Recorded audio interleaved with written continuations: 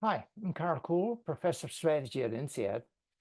It's my great pleasure to welcome you to the third webinar of Season 2 of the INSEAD Business Sustainability Series. In Season 1, we explored how to align sustainability expectations and business objectives. In Season 2, we explore frontier technologies for accelerating sustainability. Webinar 1, which was in June, was all about satellite and IoT. Second webinar was in September, was about new materials, and today we're exploring how AI, GenAI can accelerate sustainability. I'm very pleased to introduce the two speakers, Paul Manwell, founder of TC Labs, also one of ours. He's an MBA alumnus from 2004. And Dr. Kaixiang Lin, co-founder and CEO of Chemix, who will also introduce themselves a little bit later. Both are based in Silicon Valley, Paul in the North Bay, Kai in the South Bay. Thank you so much for joining. Today I'm getting very special help from a great colleague of mine, Peter Zemsky, also professor of strategy at INSEAD and past dean of innovation at INSEAD. He's doing fantastic work applying GenAI to strategy analysis, and I thought he would be a more effective chair today than I am. So thanks, Peter. And maybe just one last announcement. We're also very grateful to the Nobel Prize Committee for timing the announcement of the Nobel laureates in physics, the founding fathers of GenAI, with our sustainability webinar. All right. Peter, Thank you, Karel. Take it home. Anyway, really appreciate you having me in for this one. I love what you're doing with the series. And here, if you think about the time we live in, I think the biggest forces impacting business and society today are sustainability and AI. And what we're really going to do here is look at that intersection. Our main focus is going to be on generative AI, although I'm sure we'll be touching on other forms of machine learning as we go along. So let me just, to set this up, so many of you have been following the sustainability webinars, say a few words about generative AI. So first of all, obviously, it's one of these general purpose technologies that can transform so many things potentially, lots and lots of use cases, lots and lots of traction. And the first thing to say at the intersection is that is coming at a cost, right? As you've probably read, the training and using of these big complex models is very energy intensive. And that's actually, we all know that technology now has positives and negatives. One of the negatives around Gen AI is that energy use. Cloud and data centers typically have the same energy footprint as, or electricity footprint as Japan, and partly driven by Gen AI, you're talking about the cloud footprint doubling between now and 2030 potentially. And we've also sadly seen many of the big tech companies having to back off their climate pledges. But this webinar is going to be about the positive side, because the great thing about a general purpose technology is you can apply it to some of the biggest problems out there. And in this case, we're going to look at two really great sustainability use cases. And the first thing I want to say is just to set them up. They're quite different. One of the things you can do in machine learning and generative AI is do the hard work to create your own models. And that's very intensive, very complicated. That's one of our use cases that you'll hear about. But then the other thing lots of people are playing with, myself included, is how do you take these models that have been already trained and out there and apply them? So like the models from OpenAI, Mistral, Cloud, Falcon, Llama, all of those. And so that's the second use case that you're going to hear about. Just to set this up, like things that I'm curious about trying to understand is how do you actually get an ROI out of these investments? One of the things we saw is like the big early wave of corporate investments in AI, thinking about sort of 5 years before Gen AI. A lot of it was disappointing. One of the things you want to understand is it somehow easier to get value out of Gen AI. Critical though, how do you choose good use cases? And what are you learning about how to execute? We've got two really great founders to talk about this intersection. I'm sure they're going to give us many insights on those themes and many others. So with that, as a warm-up, Kai, I think the audience is ready for you. If you want to tell us what you're up to at Chemix, that would be awesome. Sounds great. Yeah, let me share my screen. You can see my screen okay?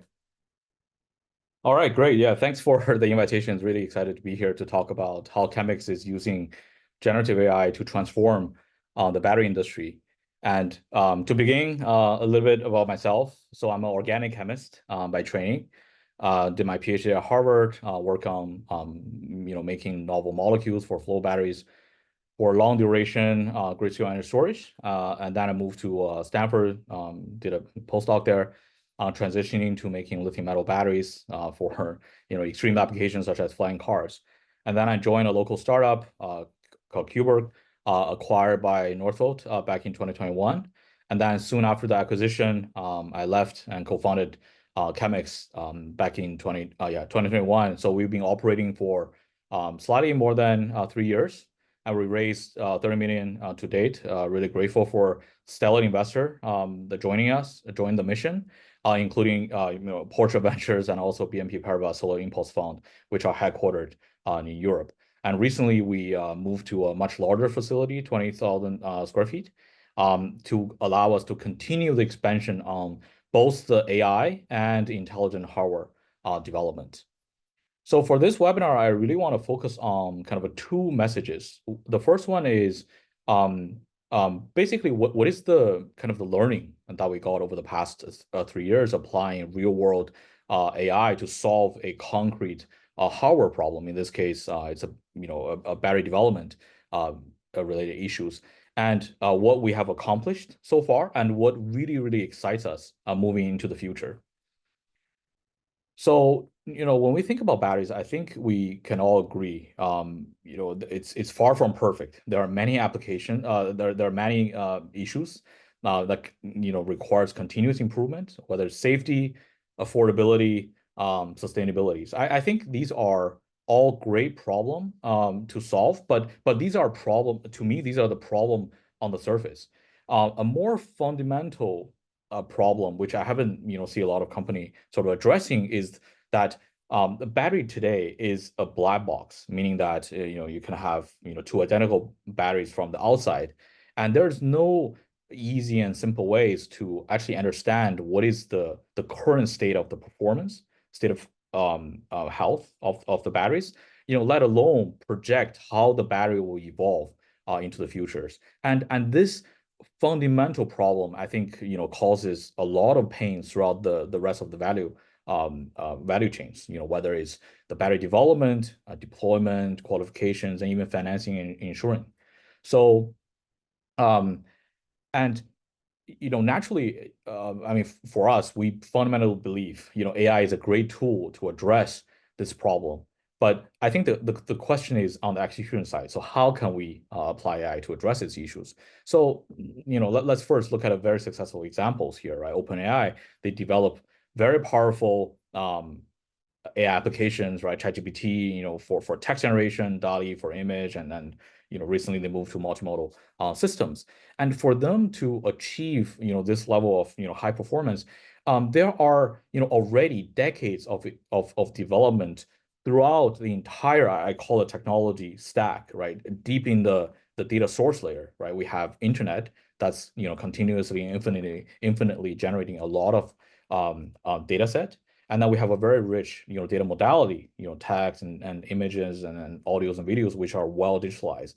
And with all that resource, now we can actually leverage a very complex AI model, such as transformer-based architecture, which is kind of the backbone of large language models, which is then used to build the ChatGPT.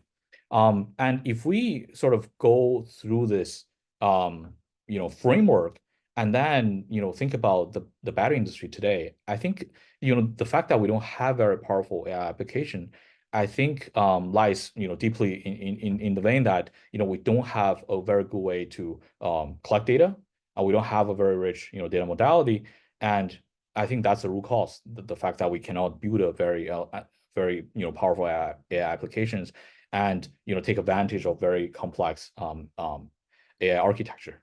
So this problem kind of remind me of a famous quote by Alan Kay, which made famous, even more famous by Steve Jobs, is that people who are really serious about software should make their own hardware. And I think there's, in this era of AI, I think there's an equivalent quote that companies who are in this deep tech space and are serious about applying AI to address any hardware related problems should really collect their own data. And this has become the fundamental principles and philosophies Chemix has been executing from day one. So basically, since 2021, we started, instead of focusing right on the AI application layer, we go a few layers deeper, and then we build a physical lab. We call it a self-driving lab, which is essentially a lab cognitively that can run on itself. And then with the physical lab, we're able to create and collect tons of high quality, high fidelity battery data, which we have a full control of the modality side of it. And then with a lot of data generated, we're able to take advantage of a very powerful transformer-based architecture, which to my best knowledge, I think we're the first company to actually build a transformer-based architecture that's specific for battery development. So for the model, we call it Form-Former. And then on top of the model, we build a very powerful generative AI design platform. We call it Mix. And then we're essentially taking advantage of this powerful platform and then doing, accelerating battery development. So let me give you one concrete example here. So for this case, we're enabling fast charging capabilities for a battery that's not originally designed to be fast chargeable. So when we first started, we using a baseline commercial electrolyte, which is one of the core battery materials, and the battery failed quite quickly. So within 300 cycles, it reached end of life. And just to give you a perspective, typically for EV batteries, you need to last at least 1,000 cycles. So this is where the journey started of applying a generative AI to speed up the battery development. So every single day, our Mix platform will propose and design novel electrolyte materials. And then we have human operators carry out these experimentations and physically measure the battery performance. And then as soon as the battery is tested, the data will be auto-labeled, auto-cleaned, uploaded to the cloud, and then train the AI model, the Form-Former. And then for it to generate better materials the following day. So we basically go through this, we call it AI flywheel, and then we can iteratively improve the battery performance. So as you can see from the left-hand side, right? So we started around less than 300 cycles, and then within less than 2 months, we're able to improve the performance by 7x, which is astonishing. And another interesting thing we observe is that one of the early kind of the data point of the battery that we designed, by the time the AI campaign is finished, it still hasn't finished cycling. So if we were to rely on the traditional human-centric way of doing battery development, we would have waited much longer to actually see what each of these battery perform, and then build a mental model, and then design next iteration from there. So this is kind of a day and night difference when it comes to this novel AI-based development versus the traditional human way. So very quickly on the product side, so we take this basically by designing a very powerful AI platform, and we are actually engaging directly with EV and ESS customers, and we're delivering Chemix batteries to them. So we already delivered megawatt hour of batteries, and we secure gigawatt hour level of commercial contract from our customers. And unlike most battery manufacturers, we actually don't build our own factories. So we take this fabless approach, and then working with our manufacturing partners to build a Chemix branded cells and provide them to our customers directly. So lastly, I just want to say that our ambition as a company extends far beyond applying GenAI for research and development. In fact, today people are buying batteries and they're feeling a lot of pains around it. So we want to basically apply the same principle and philosophy and address pain points from real world operations as well. And unfortunately, right, we're facing the same sad reality that there's no these foundational technology stack built for real world operations. And we have been building again, starting from very deep, addressing the data source layer by developing intelligent hardware and then moving upward, building, for example, a brand new foundation model specific for battery development. And there will be more kind of press release from us, so definitely stay tuned for that. And lastly, I just want to kind of outline the Chemix vision. We believe, just like any other transformative forces that changes other industry. For example, Apple take this hardware software approach, transform phones. Tesla launching this self-driving cars, making cars self-drivable, and in fact they're going to have a launch event today, a robotaxi event, which I'm very looking forward to. And NVIDIA, right, transforming the standard processor to accelerated compute, which started all of these evolutions. And I believe there is a similar opportunity here where Chemix, with this software, which is AI model, and the hardware, which is building cutting edge performance batteries, we can transform the batteries from a black box into an intelligent system with fastest development time, basically making battery safety issue a thing of the past, and then provide exceptional visibility to battery state of performance, state of health, and then unlock many more business models such as battery as a service or battery asset securitizations. Yeah. So with that, thank you for listening. Thank you very much, Kai, and thank you. You're good on timing. So I'm going to just maybe take two clarifying questions from the audience. We have the Q&A tab open, as you know. So just would Tesla be a typical target client for you down the road? Sure. Yeah. We work directly with EV customers. Essentially any customer who are procuring batteries, cells, modules, systems. Yeah. Yep. And then the last one, just you want to comment in terms of the actual battery engineering, just is there a lot of potential to improve the physical limits of batteries with this kind of technology? What's going on inside the battery, I guess, as people are asking?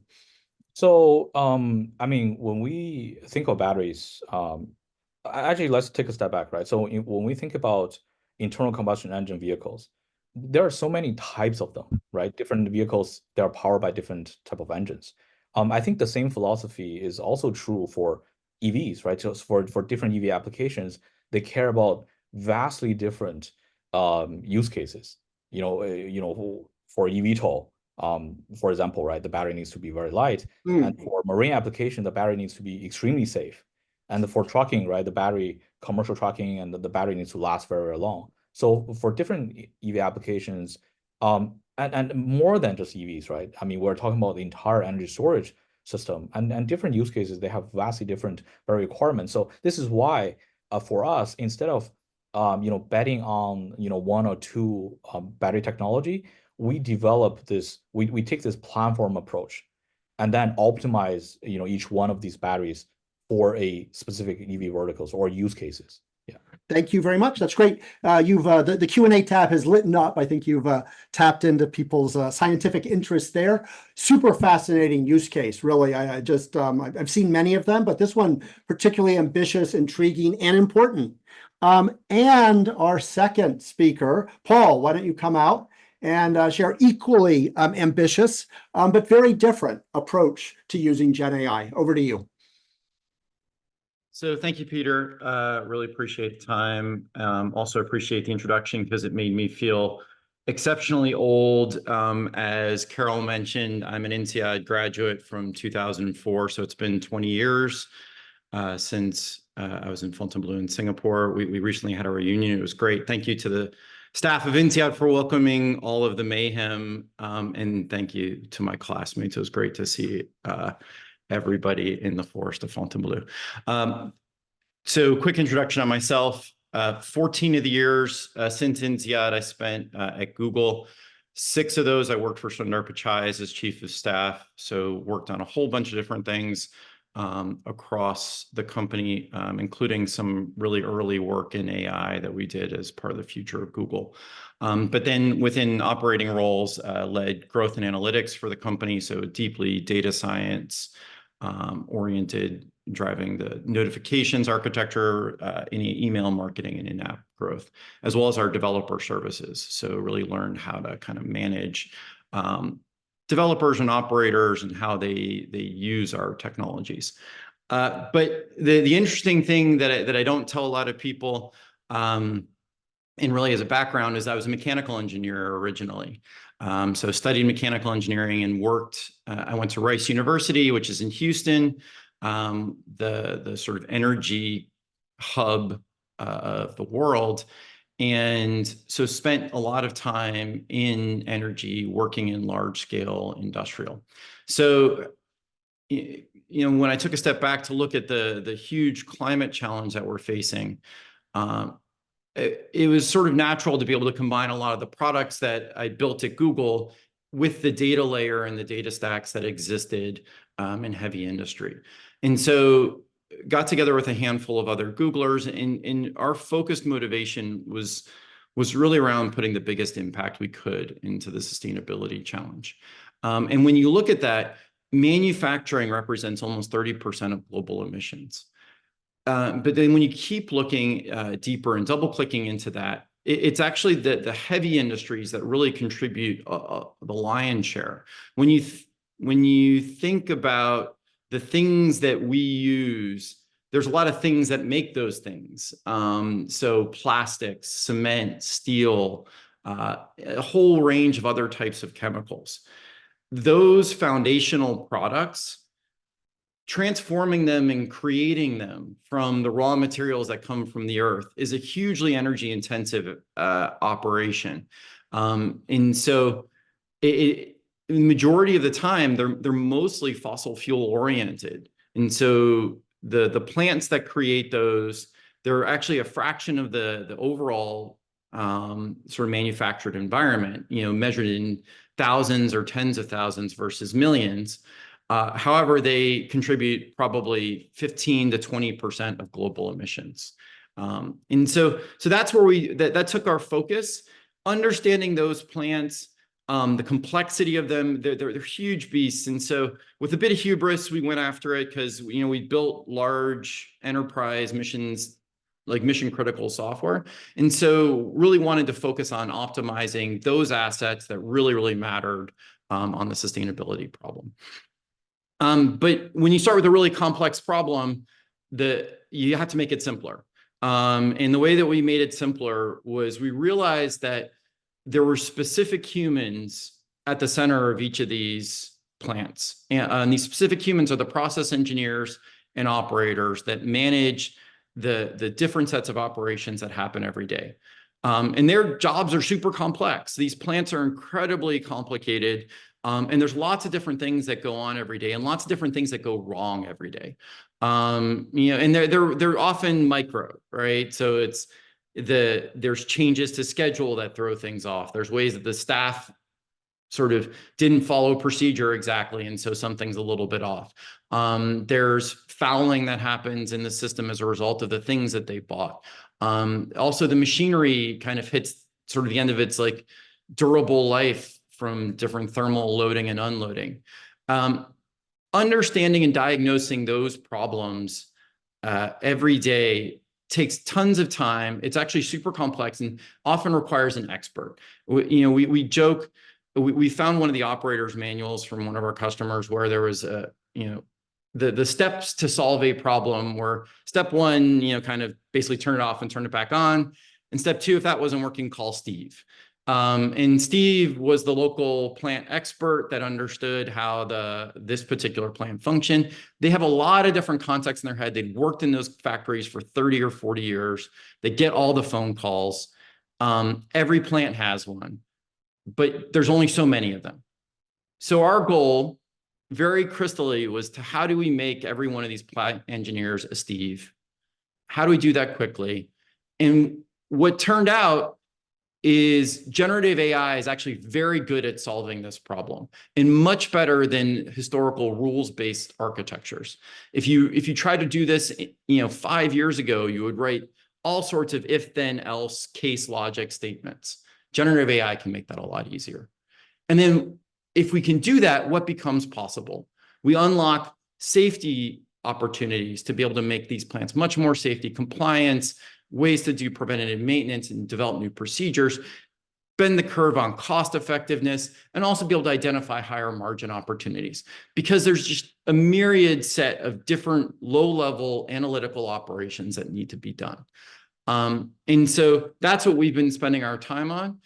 The thing that's also really been fascinating, a year ago, Karel was generous enough to invite me to give an overview on where we were then.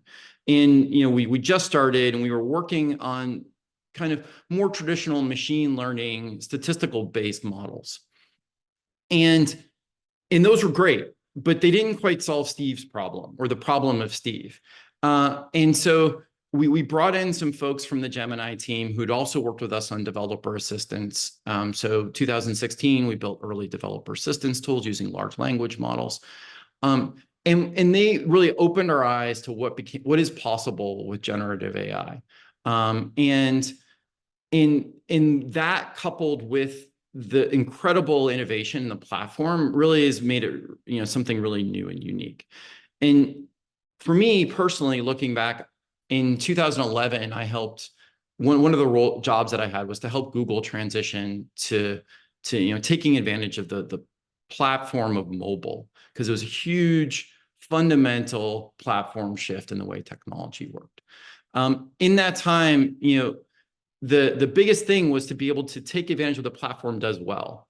Instagram, you use the camera that was in your hand every day that you could upload, and that became a unique insight.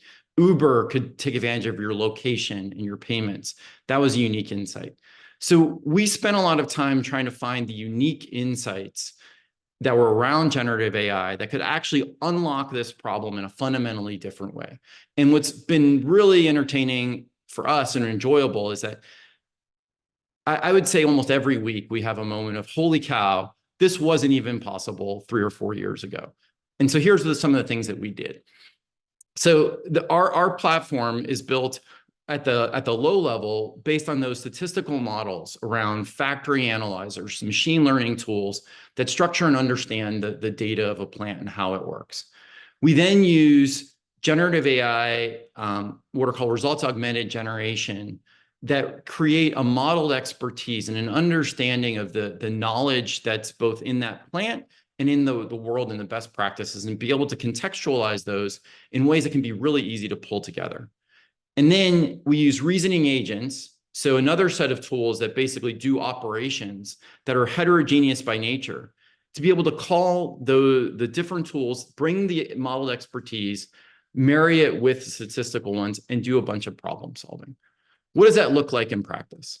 We can create an AI co-intelligence where you can actually walk through a structured problem solving methodology from understanding what the impact is, generating a series of hypotheses and diagnosis, running a wide range of different types of analytical operations and syntheses, and then coming up with a set of next steps in planning, using both the base of data and then a sort of guided structured path along a chain of different types of intellectual models for problem solving. This is really powerful and fundamentally different, and something that also, for us, it wasn't possible 3 years ago, and now is. And the way you can do it is by combining that sort of form and structure that comes from generative AI, the wisdom and knowledge of humanity, restructured using words to then call a whole bunch of other operations downstream. Really exciting stuff. In practice, what do we do? How do we solve Steve's problem, or how do we generate many more Steves? You can solve hundreds of daily problems a lot faster because we can surface them in the data and then come up with a very, very rigorous structured problem solving pathway that these operators, no matter how skilled or knowledgeable they are, can follow to a same degree of consistency and quality. This fundamentally unlocks the ability to do problem solving. What used to take 6 hours can now take 5 minutes. Sorry, not 5 hours. That's 6 hours to 5 minutes. So you can do many more problems a lot faster to a more consistent quality bar, which is a fundamentally, moves the needle for these assets in the world.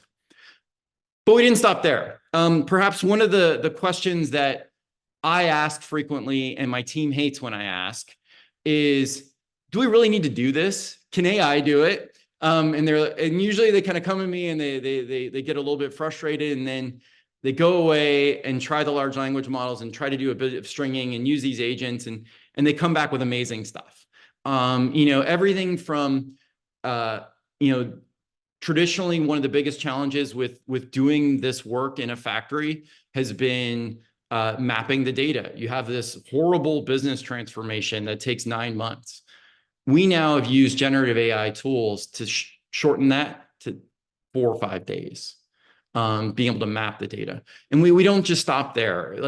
We do everything from software configuration now with AI tools. We build new system modules. We do our marketing and targeted sales. All of that has the net impact of just speed, velocity for the company, and just less sort of infrastructure and kind of getting bogged down in the weeds. Really exciting. It's been really fun.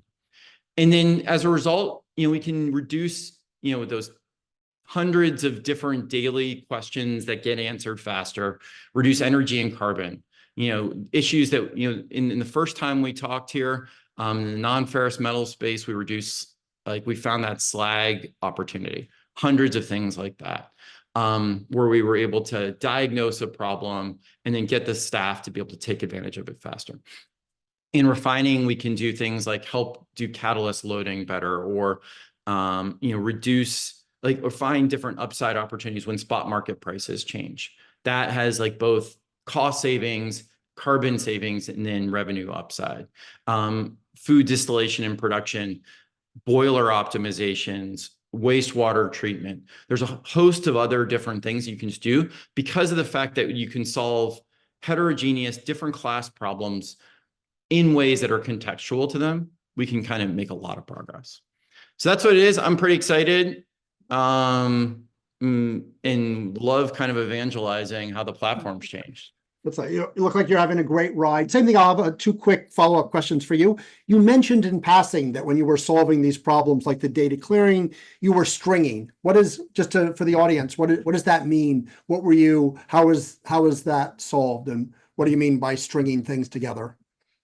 So on the data cleaning, some of these things, we can do we use multiple agents to do different classes of problems, whether it's using wisdom to generate hypotheses, whether it's using specific targeting modules to find the right operator to make the right decision at the right time, or it's doing things that you can actually run second order analysis based on those hypotheses. You can use context windows plus prompts plus a bunch of other information to solve those problems in fundamentally different ways, and then bring them all together in interesting ways. Great. And then 1 second clarifying question. Someone's asking, just again, comparing a little bit what you're doing and what Kai was doing. To what extent do you need to train your own generative AI models? How much are you using sort of off-the-shelf things? You mentioned Gemini in passing, and versus how much are you having to construct foundational models? Yeah, exactly. So when you saw those 3 boxes, we create our own models for specific plant infrastructure. So we do have machine learning statistical models around how boilers work, casting, etc. On the large language front, we can use foundational models, and we actually swap between GPT, Gemini, and Claude, and sometimes on a cost basis, sometimes just to see which one works, and then different classes of problem at different times, depending on the release, work better or worse. So we actually can use the platforms for what they are. Great. We'll get more into execution a little bit. But Kai, Karel, why don't we all get together and have a bit of a conversation and before we pick off some of the audience things. I can start, and then over to you, Karel. But again, I guess Kai and Paul, you're doing quite a bit at the cutting edge of this technology. What do you think you're learning about what makes a good or a less good use case for Gen AI, right? I think a lot of people get bombarded with so many ideas. How do you think about prioritizing? I guess maybe Kai, if you want to kick off. Oh, you're on mute. Sorry, I'm muted. Yeah, I think so we're basically at kind of at the forefront of applying generative AI to push the boundary on the climate tech space, right? So I think climate change is, as we've seen it, the horrible things happening Southeast US. I think we need to continue accelerate the development both on the AI front and the hardware front to address technologies in this general sort of climate tech space, so that we can accelerate the transition to this sustainable future much faster. Yeah. Cool. Just another side. So for sure the climate thing, but just you're also using this in very creative ways to design hardware. Do you think there could be other applications, other areas for hardware design? Yeah, absolutely. I think the framework that I provided, I think it can be generalized to any other hardware. In fact, I've already seen many similar companies in the space using the similar approach, right? Building physical lab and designing hardwares and then basically instead of kind of building the whole R&D system around human researchers, now it's the AI or AI agents taking the center stage and building the whole pipelines around AIs and focusing on, for example, solar materials, drug. I mean, that's a easy one. And then catalyst materials for direct carbon capture. Those are some examples. I think people. Right. Great. Lots of work for the audience to do if they want to get into this. Paul, same for you. Just as you said, you're pushing your team to try lots of things with getting the value out of Gen AI. Any insights into where it's particularly good and but also where maybe it sometimes disappoints? It is kind of it's wildly interesting to see what you can solve when you have lots of wisdom at your fingertips. And so I would say one of the particularly good quotes I got was from a friend that worked on Llama, who said that these generative AI systems are good at structure and form, but they're not actually good at problem solving. And so you can't just throw a generative AI solution at all of the things and expect it to solve everything. You do need a fair amount of what in traditional search world we call eval frameworks, in the sort of discovery to be able to understand what is truth and how you do that. But then what we've done is we've used the generative AI tools to provide structure, form, and problem-solving lattice. But then they call very specific tools that can actually solve that specific thing. And so it winds up being almost like the agent that goes and does all the things on behalf of everything else. And so that then requires a little bit of a different mentality in how you do software programming. And there's also a difference in semantics that it took the team a while to get their head around.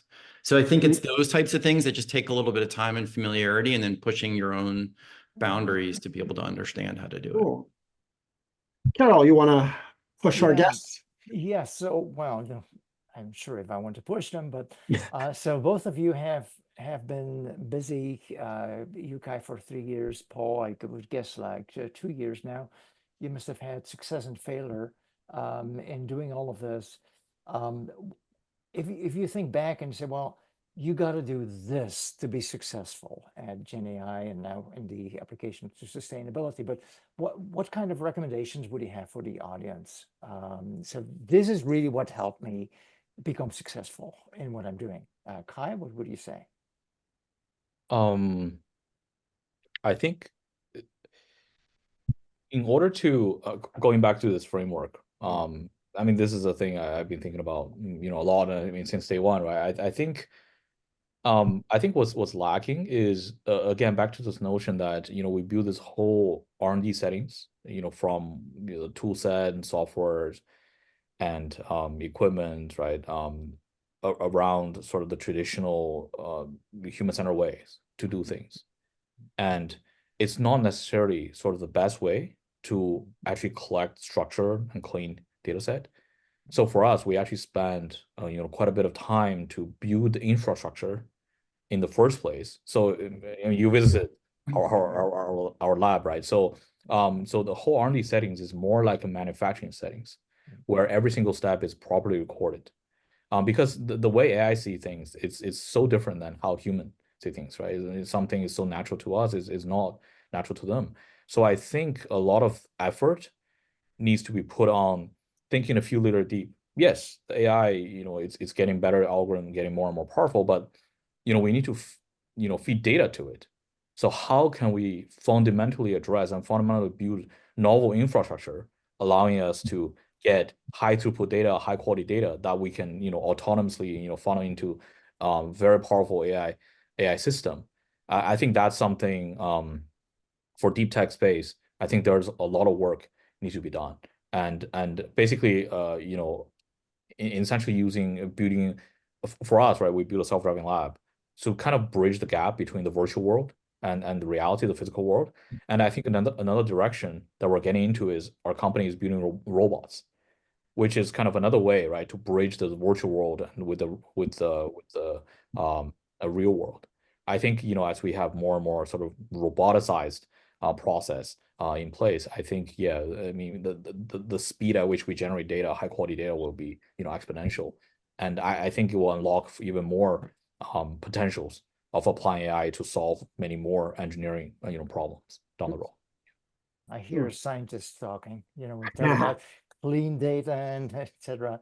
So nice to hear. Paul, what would you say that this really was so important to really getting success at what we're doing right now? I'm going to say the same thing. But although we came at it from having kind of done so much work in data science across all of Google, and dealing with those incredibly diverse, messy data sets, we actually started this problem with believing that our job was the cleanup and the creation of a common ontology for factory architectures, right? And so we started with that, and then the work on GenAI started to really accelerate. And so what became interesting was, because we had that strong ontology, we could then start experimenting with GenAI in many different ways, because it was referencing something that was sort of a known truth. And then being able to have that concept of like a known truth. There's questions in the chat around hallucinations. There's a lot of ways that when you understand what, in a physics-based system, in a thermodynamic system, there is a mass balance equation that is a known truth. We can use that as a reference point when we're doing hypothesis generation and problem solving. And so I think that was the most interesting thing for us, was like understanding where our reference point was, but then also being very aggressive in just trying new and different things. A new problem comes up, let's see how the Gen AI can actually solve it. And then we've been just gobsmacked at the numbers of different things that can be solved. Actually, Paul, if you don't mind, a follow up. I mean, you were at Google when it was transforming, I guess, mobile and then data. So if you step back a little bit, what kind of organizational transformations are we looking at into this new world? Again, you've had the privilege of sort of building a fresh organization, but still things are changing around you. Any thoughts on how we need to transform traditional organizations? Yeah, I definitely think, Professor Adner taught us from Clayton Christensen's book around Innovator's Dilemma, and that very much kind of resonates with me in this time, because we're fundamentally transforming the way knowledge workers work. And so I'm very fortunate that I'm at the front end of that curve as a company, because we can just not create a function. I think that large organizations are going to have to go through a bit of pain around seeing some of these functions and organizations that actually you could find ways to to make them more efficient using generative AI tools. And actually, a lot of that work could be done fundamentally differently. And that's difficult for a large scale organization because people get stuck in their patterns and they get stuck in the way that they want to work. So as a new organization, the fresh tracks are nice because we can just not develop things on the old patterns. I think a lot of companies are going to have to work through how they manage knowledge workers going forward. Very good. Interesting for us, Karel, in the education industry. We're right in the middle of knowledge work, but that's a separate webinar, so we won't go there. Karel, do you have another question? So probably we want to go to the questions from the audience, and Isabel has been curating them, or at least bringing them forward. And there is one for both Paul and Kai that says, how is the use of AI, GenAI useful in your pitch to acquire clients? Somebody is thinking about it. I can take it first. I mean, I think most companies right now, because there's been so much discussion around Gen AI, have just been kind of told, go have a Gen AI strategy. And I think, everyone is still working through what that really means. And so for us, it's useful because, having been so deep in the sector and seeped in the problem, I think we have a very clear opportunity for large scale heavy industry to take advantage of what Gen AI can do well. So from that perspective, being able to say, like, we're not just kind of putting a little bit of lipstick, like a Gen AI version of something. Every company today is an AI company. But it's very fundamental and foundational now, and so I think that has been very, very helpful as we go and meet new customers. What would you say? I think that's kind of part of the company, the productization strategy around AI. Like, it's a company selling AI as a service, or the company selling something that's designed by AI, right? So for our customer base, people, our critical customers, they want to buy a physical product. So the value proposition are basically, multiple folds, right? So we can, deliver you, the hardware that meet your specs, and we can do it much faster, right? Thanks to the AI that we can actually develop these things under, enormously accelerated timelines. So those are the kind of the value proposition for our pitching to the customers. Maybe I'll build on that, Karel. Flipping it around, how are you finding the fundraising environment to both of you? So is the fact that you're building on AI still a big plus, or same thing, is that getting saturated? I mean, I think the potential of applying, AI for the battery industry, or clean tech and climate tech industries generally, I think is growing very fast. So I think as a company, instead of, I think, focusing on this notion of AI here, AI there, right? Like, we have to really focus on how to practically apply AI and then build a business case, right? And basically achieve the business commercial KPIs and target, right? And then show that at the end of the day, we have to build a company, a profitable company, and show those metrics to the investor. Yeah, I think we've been doing a very good, making a very good progress on that front. Yeah. And I mean, I think similarly, it's noisy when everyone kind of says they're AI, but it's the same thing in 2012. If you weren't a mobile first product, you weren't going to get funded. Nowadays, you need a certain amount, like you should be AI centric. But there's the foundational models, which are getting a lot of the noise because it's very expensive to run those companies. And then there's a lot of chatbots. So I think the world doesn't really need another marketing or sales or code complete based on a GPT wrapper. And kind of within that context, I think sectors that and teams that can apply what Gen AI really unlocks in a new, unique way, I think there's a lot of interest from that. again, you guys have combined the Gen AI with lots of other elements, right? So it's not just a wrapper. Very impressive. Carol, how about another question from our very engaged audience? Yes, we can continue for a couple of hours, I think. But there was this question, and both of you spoke to it, especially Paul. When do you develop things yourself versus when do you just get off the shelf stuff? You know, what guided your decisions on that in terms of software, of course? Paul, yeah, Kai, well, yeah, go ahead. Yeah, I can go first.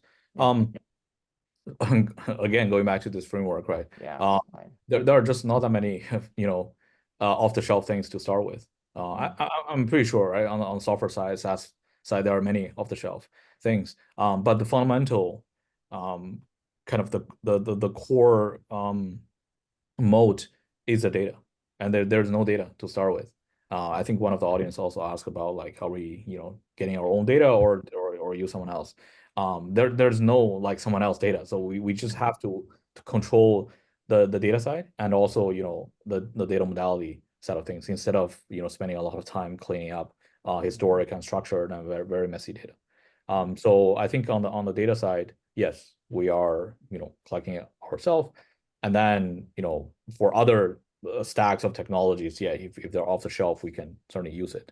Yeah, and the benchmark against, you know, our in-house build approach. Yeah. All right, thank you, Kai. Paul? Yeah, I think echoing that, the foundational models that are being built in the marketplace are very, very good. And for the use cases that we need them for, they meet the bar. So we don't need to build the N+1 foundational model. And so then after that, it becomes, you know, the very specific classes of problems that we want to be able to answer. And then how do we use the foundational models? And then how do we also, to Kai's point, plug in things around very specific industrial data or very specific industrial asset sort of machine learning models? Or how do we make sort of what, you know, in these statistical models, these can change, and then when you use generative AI to do hypothesis generation over the back of it, and so that's really where our special sauce comes in. And so but the foundational models dramatically accelerates it. Maybe I'll follow up with some questions just for each of you individually. Paul, someone talking about just how messy and complex your world is. And so, I mean, you got lots of different systems, lots of sources of data. Just some comments on some of the limits you run into. What do you do about data quality? But also sort of the role of human and machine. Sort of where does, I mean, do you need the operators anymore, as it were, or the Steves? I feel very seen, so thank you for the question. The world, it is very messy. The data one is, both of them I think are really important questions. The data question is something that's near and dear to our team's heart. You know, we've done a lot of data cleanup from tons of other problems that we've solved before over the last 10, 15 years. And so, you know, it's not the most sort of easy thing, but you can use large language models to parse a wide range of data inputs, you know, using operational data tagging, and then the factory schematics, and then a whole bunch of other triangulation points to be able to create high quality data. And so that's really what we've done, is come up with a really fast set of AI tools that can manipulate the mess and turn it into something that's usable. And that's going to be that's a more general insight that, like, so many organizations struggle with crappy data, and this is a methodology that can be a breakthrough. Completely. Although like some crappy data is like well crappier. You know, you think about like customer data, it's the complexity of like definitions and everything just becomes myriad. We at least have like a much more defined set of fields, nice, which, you know, is a nicer problem to solve. On the meeting Steve, I'm on an airplane a lot more than I used to be. And I'm going to, you know, all parts of America, different parts of Europe and Asia to meet customers, so that the operators, you kind of have to meet the Steves of the world to understand what they know and where the gaps in the knowledge are. And then what big parts of the problem really do need solving, or the linchpin, the Herbie of the goal, if you will, for all of the INSEAD people on the call. And because that's where the big challenge actually comes in. And then you can take what Steve knows and instantiate it in the expert modeling. Nice. Karel, I'm going to hand it back to you in just a second. Maybe just one quick question for Kai. Someone asking, the transition to EV is going all right, but someone's asking, are we going to get to the 700-mile autonomy car? Would you have a point of view on how much juice we can get out of these batteries, which we need for this energy transition? High level, because we're running out of time. Sounds good. I think on the pure technical perspective, I think why not 700 miles? Robo taxis, right? I think the range is, if we look at why people are buying EVs or not buying EVs, I mean, there are so many other aspects. Safety is one. Upfront cost is another. It's basically like buying an ICE car with like upfront paying all the gasolines, right, inside the car. I think this is again coming back to this fundamental problem with batteries being a black box. I think it deters a lot of possible and potential business model from happening, and this is why I think AI will play equivalent significant role of enabling real world operation and real world opportunities to enable more business model. Yeah. Nice. Now, even if we could just get it so batteries degrade in performance less, that would already be good for the ROI of buying a car. Yeah, exactly. I mean, today batteries, people call it end of life batteries for no technically good reason. They just call it, okay, end of life. And then there are other companies in the value chain, right, taking the secondary batteries and use it for different applications. So, but still, right, there's no scalable, economical way to do those sort of things. Yeah. Good. Karel, I guess maybe just a quick soundbite from each of you. Any last sort of calls to action for the audience as you think about, we're all up against this great new tools, big challenges. Anything you'd like to call out for the audience? For me, the core message is, first of all, I think there's enormous opportunity ahead, and we're still quite early. There's still a lot of learnings that needs to happen for the industry, and I think the core message is start early, because when it comes to AI, the learning progresses exponentially rather than linearly. By starting early, you can start accumulating both data and knowledge, and you will learn with AI exponentially. When we first started, we have limited amount of data, and then we see improvement, like 1.5x, 2x in 4 months, 6 months. It's normal, right? You just have to, build the infrastructure to support data. Nowadays, we've seen multiple, cases where we can see 2x and 3x within, a month, because AI have seen so many things. So I think we really have to, start early and then start. Get started. Paul, your last message for the INSEAD community. Yeah, I think continuing to focus on sustainability is really important. And the part that's exciting about generative AI being able to help with sustainability challenges, that a lot of the issues with sustainability are these complex systemic issues, and where it's not necessarily obvious, or there's multiple jumps in between cause and effect. Those don't lend themselves well to traditional sort of industrial era technologies, or even early information technology, because those are also very linear in problem solving. Generative AI has the opportunity to break that mold and deal with the complex problem solving that's required to solve different classes of problems. And so I think focus on that, find the silo of the problem that you like, and to Kai's point, get started, and you will find a really interesting way to solve things that are not the way you would have solved them 10 years ago. Very good. Thank you. Karel, back to you to wrap this we'll up. have to wrap it up here, but First, a big thanks to the two speakers, founders, CEOs, Kai and Paul. Ooh. So that's number one. Number two, thank you, Peter, for chairing the session. Obviously, very happy you did it and you do it so well. So audience is obviously very engaged. Thanks for that. Of course, I also want to call out already the next event, which is in November, which is an hour. So now we focused on two companies. So we're going to focus for an hour on one company in the construction industry. Norwegian company, CEO is a lady, Jana, who is doing exceptional work. So please come in here. So you also see, please nominate your fellow alumni. We have a very prestigious award, which is called the INSEAD Business Sustainability Award, awarded first time in November last year, coming up in March. So it's important that you remain engaged, and we hope that you're going to nominate some of your people that you know. So wrapping up, thank you very much, and we'll be back in November. Thank you. Thank you. Thank you. Thank you.